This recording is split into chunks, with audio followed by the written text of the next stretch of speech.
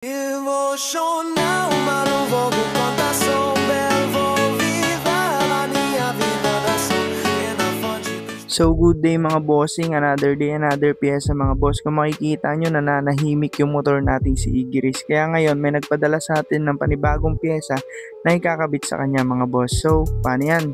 Unbox natin.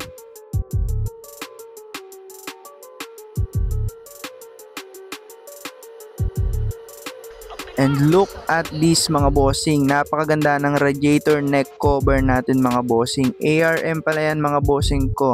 Pure steel mga boss, kaya hindi yan nangangalawang mga bossing. At syempre mga boss, isasalpak na natin ngayon yan dito sa motor nating si Igris. At kung makikita nyo mga boss, naka ARM na din tayo ng radiator cover at ng radiator cap cover. Ngayon mga boss, papalitan na rin natin yung neck cover nung radiator natin mga boss, nitong ARM din.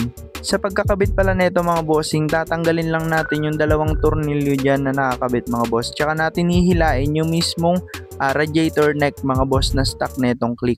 Bali, ibabalik lang din pala natin mga bossing ko yung stock na tornilyo na tinanggal natin kanina. Ganyan na pala yung magiging itsura niyan mga bossing kapag naikabit na natin dito sa mismong radiator natin. Napakaganda at napakaangas talaga mga bossing ko. Pure ARM na talaga. Pag ganyan mga bossing, binibigyan niya ng kapirasong montage.